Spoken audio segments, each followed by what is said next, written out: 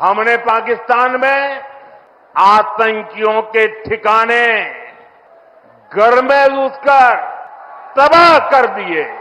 आपका तो झगड़ा शुरू हो गया था जिस दिन मोहम्मद बिन कासिम आया था। आपका झगड़ा शुरू हो गया था जिस दिन पहले बंदा मुसलमान आया था।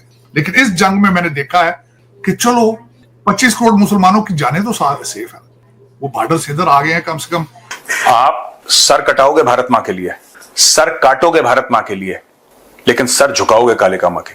मेरी यूनिट में क्या है, कालिका माता की जय, और फिर लिखते हैं जय राम सर्वशक्तिमान। और हमारी सेना ने ऐसा पराक्रम किया कि पाकिस्तानी सेना को गिड़गिड़ाकर युद्ध रोकने की मांग करने पर मजबूर होना पड़ा।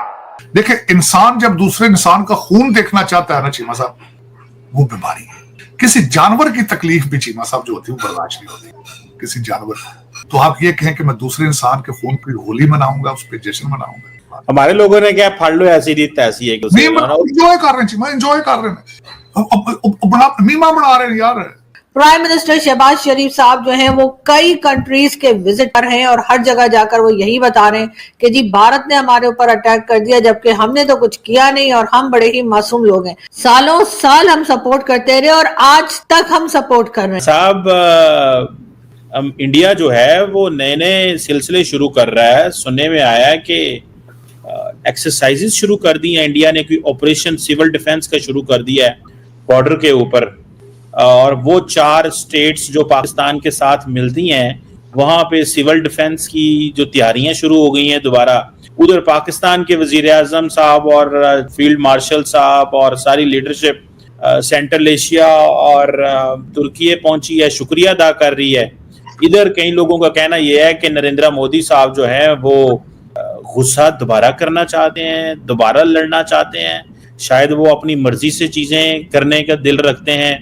डॉक्टर साहब, ये जो क्राइसिस पैदा हुआ इसमें हमने देखा है कि हमारे वजीर आजम शहबाज शरीफ तो बार बार कह रहे हैं हम बात करने को तैयार हैं, दहशतगर्दी के ऊपर भी, कश्मीर के ऊपर भी, पीस के ऊपर भी, सब के ऊपर बात करना चाहते हैं। वो हमें कहते हैं, हमने आपको पाकिस्तानी यूथ को कहते हैं तो मैं गोली मार दूंगा, आराम से खाना खाओ। डॉक्टर साहब, ये क्या मोदी साहब चाहते हैं? क्या आपको लगता है कि वो गुस्से में है?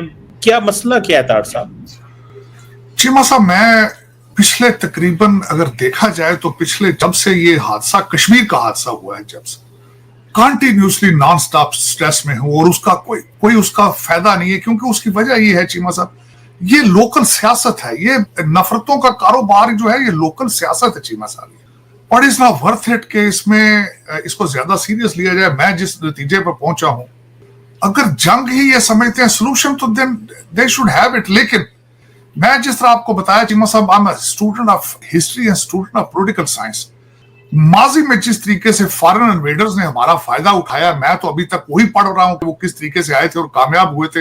और मुझे लगता है कि आज भी हम वहीं के वहीं खड़े। इसमें से ये सारा जो कुछ भी हम बात कर रहे हैं, इसमें से फायदा किसका है? असला बनाने वालों का फायदा है, और किसी का कोई फायदा नहीं चीमा साहब। और तीसरी, अगर जो मैं समझता हूं कि मैं बल्कि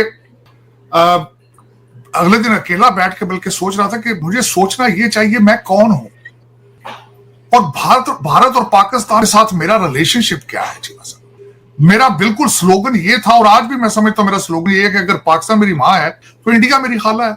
क्योंकि मेरे रिलेशनशिप इंडिया के अंदर इतने ज्यादा हैं जिनको मैं कभी किसी लेवल पे भी ना रिजेक्ट कर सकता हूं, ना निगलेक्ट कर सकता हूं, और हमेशा उनकी सेफ्टी के लिए दुआ को, हमेशा उनकी सेफ्टी के लिए दुआ। आप सोच नहीं सकते कि जब ये सारी जंग हो रही थी, मैं मुसलसल I was praying non stop for their safety. खासकर जो मेरे दोस्त इस लुधियाना एरिया के अंदर थे, जलंधर के अंदर थे। लेकिन चीमा साहब, मैं खासकर अब मैंने मीडिया सुनना छोड़ दिया उस रीजन से कि नफरतें इतनी है कि आप सोच नहीं सकते। कल मोदी साहब की जो स्टेटमेंट आई है, रोटी के साथ गोली की जो उन्होंने बात की है, उसको मुसलसल इस वक्त वो चैनल पे चल रही है। अब मैं उसमें क्या, उस पर मैं बात करूं ना, आपको बात उसमें से निकल ही कुछ नहीं सकता उस बात से, अगर देखा जाए तो। हमने पाकिस्तान में आतंकियों के ठिकाने घर में घुसकर सैकड़ों मील अंदर जाकर तबाह कर दिए। और हमारी सेना ने ऐसा पराक्रम किया कि पाकिस्तानी सेना को गिड़गिड़ाकर युद्ध रोकने की मांग करने पर मजबूर होना पड़ा। मैं फिर कहना चाहता हूं, ऑपरेशन सिंदूर के दौरान जो दुश्मन गिड़गिड़ा रहा था वो किसी धोखे में न रहे। ऑपरेशन सिंदूर अभी खत्म नहीं हुआ है।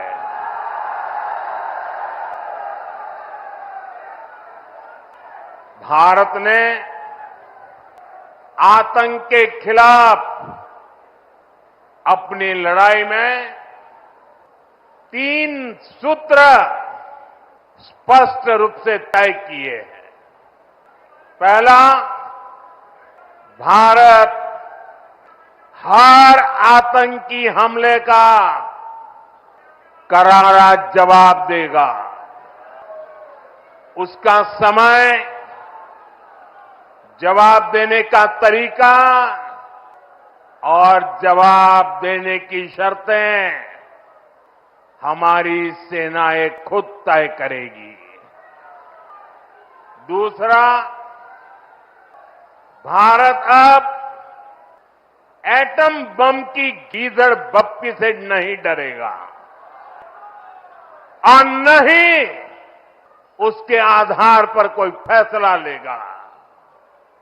तीसरा,